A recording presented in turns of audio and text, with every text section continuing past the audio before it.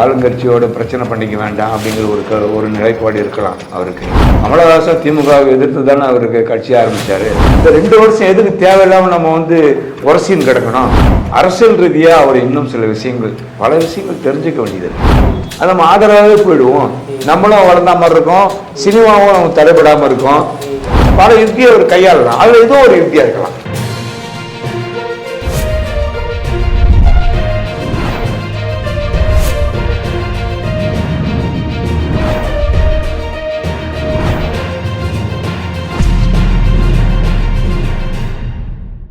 வணக்கம் சார். வணக்கம். தமிழக வெற்றி கழக தலைவர் விஜய் அரசியல் குறித்து அரசியல் சார்ந்த பேச்சுகள் பேச ஆரம்பிச்சிருக்காரு. ரொம்ப நாளாக அரசியல் சார்ந்த ஒரு பேசலை, கட்சி ஆரம்பிச்சிட்டாரு, அரசியல் குறித்து பேசலைன்னு சொல்லப்பட்டு வந்த நிலையில் இன்னைக்கு நீட்டுக்கு ஆதரவான ஒரு நிலைப்பாட்டோட பேசியிருக்காரு. இது நீங்கள் எப்படி பார்க்குறீங்க? இல்லை, இப்போ அவர் கட்சி ஆரம்பிச்சிட்டாரு. இந்த போன தேர்தலே அவர் ஏதாவது பேசுவாதான் எதிர்பார்த்தாங்க. யாரும் எதிர்பார்க்கல. 2026 நாங்கள் வருவோம் அப்படிங்கிற மாதிரி பேசினார். கரெக்டாக அதுவே பேஸ் ஒர்க்லாம் அவர் பண்ணிட்டு இருப்பார். இப்போ நீட்டை பற்றி பேசுகிறாரு அப்படின்னா அது பல விஷயங்கள் இருக்குது. அதில் அது நீங்கள் நீட் குறித்து அவர் பேசுனது ஏற்புடையதா இல்லை? இல்லை, அவர் அது சரியான விஷயம் தான். நீட் குறித்து அவர் பேசுறது சரியான விஷயமா இருக்கலாம்.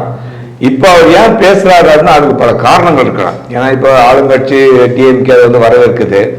இப்போ எதிர்த்து பேசி இப்போ ஆளுங்கட்சியோட பிரச்சனை பண்ணிக்க வேண்டாம் அப்படிங்கிற ஒரு நிலைப்பாடு இருக்கலாம் அவருக்கு. தமிழக அரசோட நீட் இதை எதிர்ப்பை நான் வரவேற்கிறேன்ற மாதிரியான பேசியிருந்தாரு. இப்போ நீங்க ஆளுங்கட்சிக்கு எதிராக அவர் ஆரம்பிச்சிருக்காரு, அதாவது கொள்கை நீங்க சொல்றீங்க.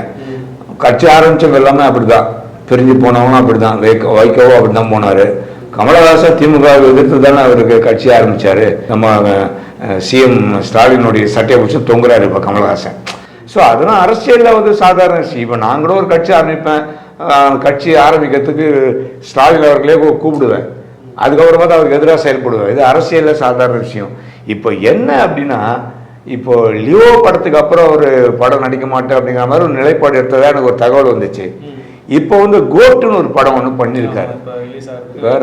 இப்போ ஒவ்வொரு படம் ரிலீஸ் ஆகிற நேரத்தில் ரஜினிகாந்த் என்ன பண்ணுவார், களத்தில் இறங்குவார். இறங்கி அப்படியே இப்படி வர ஆகா ஓகான்னு ஒரே பிரளயம் பண்ணி எல்லா பத்திரிகைகளையும் தலைப்பு செய்தி வரும் படத்துக்கு. ஆமா, ஊடகங்கள் எல்லாம் பரபரப்பா இருக்கும். அந்த நேரத்தை டமாலு படத்தை ரிலீஸ் பண்ணுவார். அப்படியே ஒரு கோணி போய் ஃபுல்லா ரொப்பி வச்சுக்கின்னு போயிடுவார். எங்க போனாருன்னு தெரியாது. அதோட அடுத்த படத்துக்கு வருவார். அந்த கான்செப்டை நம்ம தம்பி விஜய் எடுத்திருக்காருன்னு நினைக்கிறேன். அப்போ இவர் இவரோட கோட் படம் வருது, அதுக்கு எது இடையூறு இருக்கக்கூடாது. நிச்சயமா அதில் பல கோடி இன்வெஸ்ட் பண்ணிட்டுங்க. கண்டிப்பா நீங்க சொன்ன மாதிரி லியோ படம் லியோ படத்தோட ஆடியோ லான்ச் நடத்த விடாம சில பெர்மிஷன் கொடுக்காம இடையூறுகள் இருந்ததா செய்தி. ஆமா ஆமா ஆமா. அதனாலே அவர் ஆடியோ லான்ச் ரொம்ப சிக்கலாச்சு. அவருக்கு ரொம்ப சிரமப்பட்டாரு. ஆமா, இந்த லியோ படத்துக்கு. ஸோ அந்த மாதிரி கோட் படத்துக்கு பிரச்சனை வரக்கூடாது அப்படின்றதுக்காக இந்த நிலைப்பாடு எடுத்திருக்கலாம். ஆமாங்க, பிரச்சனை வந்துருந்தா என்ன பண்ணுவீங்க? பல கோடி இன்வெஸ்ட் பண்ணியிருக்காங்க. அதை அவர் பாதுகாக்கணும் இல்லையா? அவர் நம்பி தானே ப்ரொடியூசர் பணத்தை போட்டிருக்காங்க. ஸோ விஜய்க்காக தான் படமே. இந்த நேரத்தில் ஏதாவது பிரச்சனை பண்ணிட்டாங்கன்னா என்ன பண்ணுவீங்க? விஜய் ஒரு சமூக அக்கறையோடலாம் அது பேசல. அவரும் இதுக்காக தான் திமுகவுக்கு ஆதரவான ஒரு நிலைப்பாட்டில் தான் இருக்காரு. கண்டிப்பா, அதுல எந்த மாற்று கருத்தும் கிடையாது. படம் ரிலீஸ் ஆகிற வரைக்கும் இந்த நிலைப்பாடா, இல்லைன்னா படம் ரிலீஸுக்கு அப்புறம் இல்ல, படம் ரிலீஸ் ஆகி முடிஞ்ச பிறகு அவர் கொஞ்ச நேரம் டைம் எடுத்துன்னு அதுக்கப்புறம் வேற ஒரு நிலைப்பாடு எடுப்பார். அது எல்லாமே இது தெரிஞ்ச விஷயம்தான். ஏன்னா அரசியலில் யார் என்ன எப்போ பேசுவாங்கன்னு சொல்ல முடியாதுங்க. ஏன்னா முதல்ல அரசியலில் இறங்கும் போது ரொம்ப யோக்கியமாகவே வராங்க. இறங்கிட்ட பிறகு அவங்களுடைய கம்ப்ளீட்டாக அவங்களுக்கு முகம் மாறிடுது, கலர் மாறிடுது. அவங்களுடைய ஆரம்பத்தில் இருந்த பேச்சு, அதன் பிறகு அவங்களுடைய நடைமுறை எல்லாமே மாறி போகுது. ஸ்டாலின் அவர்கள் பதவியேற்ற பிறகு ஒன்றிய அரசு அப்படின்னு இந்த எதிர்கட்சிகள் மத்திய அரசு ஒன்றிய அரசுன்னு சொல்லி பேச ஆரம்பிச்சாங்க. இது ஏற்புடையதா இல்லை ஏற்புடையதா? இல்லை, ஏற்புடையதா இல்லையான்னு சொல்ல முடியாது. ஏன்னா ஆங்கிலத்தில் நம்ம யூனியன் மினிஸ்டர் தான் சொல்கிறோம், சென்ட்ரல் மினிஸ்டர் சொல்கிறாங்க. பட் யூனியன் மினிஸ்டர்ன்றது தான் பிரதானமாக படுத்துகிறாங்க. அதனால் அதை ஒரு பாலிடிக்ஸாக வச்சு இவங்க ஒன்றிய அரசு அப்படின்னு சொல்லி ஏதாவது பேசலாம். அந்த மாதிரி அந்த கோணத்தில் கூட இவர் பேசியிருக்கலாம். பட் அதற்கு நம்ம ஆதரவு கொடுப்போம் அப்படின்ற மாதிரி நினைவுகள் கூட இவர் விஜய் பேசியிருக்கலாம். ஏன்னா இன்னும் 2 வருஷம் திமுக ஆட்சி இருக்கு. அதனால இந்த 2 வருஷம் எதுக்கு தேவையில்லாம நம்ம வந்து உரசின்னு கிடக்கணும், அது நம்ம ஆதரவாகவே போயிடுவோம், நம்மளும் வளர்ந்த மாதிரி இருக்கும், சினிமாவும் தடைபடாம இருக்கும், அரசியல் ரீதியாகவும் கொஞ்சம் சேஃப்டியா இருக்கலாம் இல்லையா. அப்போ சேஃப் ஜோன்ல கை நகர்த்தலாம். ஆமா ஆமா ஆமா, நானே இருந்தாலும் அப்படித்தான் பண்ணுவேன். அதான் உண்மை, அதான் அரசியல் தந்திரம். அதான் நீட் எதுக்கணும் அது வந்துட்டு சொல்றாரு. பட் அதுக்கான பிரீஃப் விளக்கமோ, எதனால அதுல என்ன பிரச்சனைகள் இருக்கு அப்படின்றத முழுமையா தெரியாம பேசுறாரா, தெரிஞ்சுட்டு பேசுறாரா அப்படின்றது ஒரு கேள்வி இருக்கு சார். இப்போ விஜய் பொறுத்த வரைக்கும் எனக்கு என்ன தோணுது அப்படின்னா, அரசியல் ரீதியாக அவர் இன்னும் சில விஷயங்கள், பல விஷயங்கள் தெரிஞ்சுக்க வேண்டியது இருக்குது.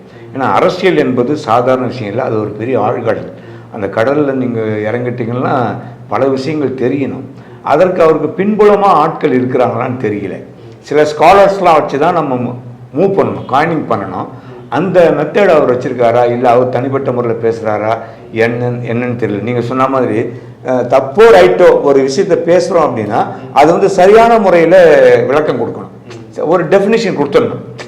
நம்ம எடுக்கிற நிலைப்பாடில் கரெக்டாக கொடுத்துடணும். பட் அது இவர் வந்து பொத்தாம் புதாக பேசுகிறாரு, மொட்டை மொட்டையாக பேசுகிறாரு, அது வந்து டீப்பாக போய் பேச மாட்டேங்கிறாரு. ஸோ அதுக்கு இன்னும் அவர் வந்து தயாராகலை அப்படின்னு எனக்கு தோணுது. அரசியல் புரிதல் வந்து அவருக்கு குறைவாக இருக்கு. ஆமாம் சார், இப்போ வந்து ஒரு பக்கம் வந்துட்டு விஜய் கட்சி ஆரம்பிச்சப்ப அவர் வந்து பிஜேபியோட பி டீமாக இருப்பார் அப்படின்னு சொல்லப்பட்டுச்சு. இப்போ இன்னைக்கு பேசினதுக்கு அப்புறம் இது இவர் வந்து டிஎம்கே பி டீமாக வருவார் அப்படின்ற மாதிரி சொல்ல ஆரம்பிச்சு ட்ரால்ஸ்லாம் நிறையா வந்துட்டு இருக்கு. ஸோ இதை எப்படி பாருங்க, உண்மையிலே எந்த சார்பில் போகிற என்னோட ஒரு கேள்வி என்னன்னா, விஜய் வந்துட்டு தமிழ்நாட்டில் டிஎம்கே என்ன நிலைப்பாடு எடுக்கிறாங்களோ அதுக்கெல்லாம் ஆதரவு தெரிவிச்சா டிஎம்கே ஓட்டை நம்ம எடுத்துக்கலாம். சத்தியமாக முடியாதுங்க. இவர் என்னதான் தகுடு தத்தம் போட்டாலும், என்னதான் தலைகீழ் ஆடினாலும் திமுகவுடைய ஓட்டை இவர் பிரிக்கவே முடியாது. ஆனால் என்ன ஒன்று, திமுகவோட கூட சேர்ந்துக்கலாம். இவர் கூட சேர்ந்துக்கணும்னா அவங்களுக்கு கூட வேணால் நம்ம ஜால்ரா போட்டுன்னு தெரியலாம், ஆமாம் போட்டுன்னு தெரியலாம். ஆனால் இவர் அப்படி ஜால்ரா போட்டார்னா கமலோட அதிகமாக சீட்டு கொடுப்பாங்க இவருக்கு, அதில் எந்த மாற்று கருத்தும் இல்லை. ஏன்னா எப்பயும் ஒரு ராஜதந்திரம் எப்படின்னா, நம்ம தேவையில்லாமல் கொண்டு வந்து உரசிக்கணும், முட்டிக்கணும், மோதிக்கணும் ஆரம்பத்த நேரத்துலையே. இப்போ கலைஞர்லாம் அப்படி பார்த்துக்கினே இருப்பார், ஒரே நசுக்கிடுவார், நீங்கள் எழுந்துக்கவே முடியாது. அந்த மாதிரி ராஜதந்திரி கலைஞர் அப்படி விட்டு பிடிப்பார். அந்த அளவுக்கு ஒரு சாணக்கிய தந்திரம்லாம் ஸ்டாலின்கிட்ட இல்லை. ஏன்னா ஒழிஞ்சு போகிறான் தம்பி விஜய், அவனுக்கு ஒரு 10 சீட்டு கொடுப்பான் அப்படி தான் நினைப்பார் ஸ்டாலின். ஸோ அந்த மாதிரி நினச்சி கூட திமுகவோட ஒரு ஜால்ரா போடலாம். ஒன்றும் அது தப்பு ஒன்றும் கிடையாது. ஏன்னா அரசியல் நம்ம வளர்ந்து வரணும், அதுக்காக பல யுக்தியை ஒரு கையாளலாம், அதில் ஏதோ ஒரு யுக்தியாக இருக்கலாம். சார், இந்த நீட்டு குறித்து பேசுகிறப்ப விஜய் வந்து தாழ்த்தப்பட்டவர்களுக்கும் ஒடுக்கப்பட்டவர்களுக்கும் நீட் வந்து அநீதின்ற மாதிரி பேசியிருந்தார். இது ஒரு பக்கம் இருக்கட்டும் சார். இப்போ இடஒதுக்கீடு இருக்குல்ல, இது வந்து தேவையா தேவையில்லையா சார்? இடஒதுக்கீடு அவசியம் தேவைங்க, தேவை. ஏன் தேவை அப்படின்னா, ஒடுக்கப்பட்ட மக்கள் கீழ்மட்டத்தில் இருக்காங்க, அவங்க எப்படி மேலே வர முடியும்? ஸோ அவங்க மேலே வந்தால் தானே இந்த சமூகத்தில் ஒரு அந்தஸ்து கிடைக்கும் இல்லையா, பேலன்ஸாக. அதனால அந்த இடஒதுக்கீடுன்றது கண்டிப்பாக அவசியமாக தேவை, அது இல்லாமல் இருக்கக்கூடாது. Okay sir. இப்போ சாதி மதம் இதெல்லாம் இருக்கணுமா இருக்கக்கூடாது சார்? என்னை பொறுத்தவரைக்கும் பர்சனலாக கேட்டிங்கன்னா சாதி தேவையில்லை. ஆனால் சாதியை வச்சு தான் எல்லாமே இப்போ நடக்குது, எல்லா விஷயமே நடக்குது. அதனால் அதை நம்ம தவிர்க்க முடியாது. நம்ம வேணால் பேசிட்டு இருக்கலாம், சாதியை ஒழிக்கிறோம், சாதி தேவையில்லைன்னு. ஆனால் அந்த சாதி இருந்துக்கினே தான் இருக்கும், அதை நம்ம ஒழிக்க முடியாது. சரி சார், இப்போ சாதி ஒழியணும்னு நீங்கள் உங்கள் பாயிண்ட் ஆஃப்ல சொல்கிறீங்க. அப்போ அது ஒழியறதுக்கு இடஒதுக்கீடு அப்படின்ற இருக்கிறதுலையும் சாதி பார்க்கப்படணும் சார். இந்த ஜாதியும் தெரிஞ்சாதான் அதுக்கு உங்களுக்கு இடஒதுக்கீடு கொடுப்பாங்க. அப்போ இடஒதுக்கீடு இருக்கிறதுலையும் சாதி இருக்குதானே சார்? இருக்கதான் செய்யும். ஏதாவது ஒன்று இழந்தாதானே ஒன்று இது பண்ண முடியும். கரெக்ட், இருக்கதான் செய்யும். அவன் மேலே வரணும், வேற வழி இல்லையே. இடஒதுக்கீடு கொடுத்தாதான் மேலே வர முடியும், இல்லைன்னா மேலே வரவே முடியாது. சரிங்க சார். இப்போ அதுக்கான நீங்க சொல்றது வந்து இது ஒரு இடியாப்பு சிக்கல் தான். நீங்க கேட்குற கேள்விக்கு சரியான நிலையான பதில் கொடுக்க முடியாது தான். பட் இருந்தாலும் இதை நம்ம மேக்கப் பண்ணி தான் ஆகணும், வேறு வழி கிடையாது. விஜய் வந்து ஒரு மாற்று சக்தியாக தமிழக அரசியலில் திகழ்வார் அப்படின்னு எதிர்பார்த்த அவரோட ரசிகர்களுக்கும் மக்களுக்கும், இப்போ விஜய் வந்து திமுக பாயிண்ட் ஆஃப் வியூலேயே இப்போ அவரோட அரசியல் பேச்சு பார்த்தீங்கன்னா, திமுக நீட்டுக்கு எதிர்க்கிறாங்கன்னா அதே மாதிரி நீட்டுக்கு எதிராக பேசியிருக்காரு. அதேமாதிரி அவங்க ஒன்றிய அரசுன்னு சொல்லி மத்திய அரசு சொல்லுவாங்க. ஸோ இவருமே ஒன்றிய அரசு அப்படின்னு சொல்லி தான் அவரோட பேச்செல்லாம் இன்னைக்கு இருந்திருக்கு. ஸோ இவர் மாற்றாக இருப்பாரா, இல்லை வழக்கம் போல் மாற்றுன்னு சொல்லிட்டு வழக்கம் போல் கமல் மாதிரி அந்த வழியில தான் இவரும் போவாரா? கேட்குற கேள்வி நல்ல கேள்வி தான். பட் இவர் வந்து ஒரே நிலைப்பாடில் கரெக்டாக நின்னார்னா கண்டிப்பாக ஜெயிக்க முடியும். ஆனால் நிற்க முடியாது. பல வகையில் அவருக்கு ப்ரெஷர் வரும், பல வகையில் தொல்லைகள் வரும்.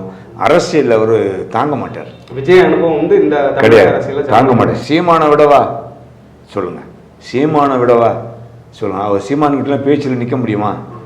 அவரே தரிகணத்துவம் போடுறாரு. அதனால எதுலேயுமே நம்ம வந்து அரசியலில் வந்துங்க கொஞ்சம் நெளிவு சுழிவோடு போனாதான் நீங்கள் ஸ்டாண்ட் பண்ண முடியும், நீங்கள் நினைச்சதை சாதிக்க முடியும். மக்களுக்கு நீங்கள் உதவி செய்யணும்னு நினைச்சாலும் நீங்கள் சில காம்ப்ரமைஸ் ஆனால் தான் பண்ண முடியும், இல்லைன்னா பண்ண முடியாது. கண்டிப்பாக சார். இன்னைக்கு அரசியல் குறித்து நிறைய விஷயங்கள் பகிர்ந்துக்கிட்டீங்க. ரொம்ப நன்றி சார். நன்றி. Like, share and subscribe. Subscribe பண்ணாதவங்க இப்பவே சப்ஸ்கிரைப் பண்ணிருங்க. எங்களோட அப்டேட்ஸ் உங்களுக்கு வரணும்னா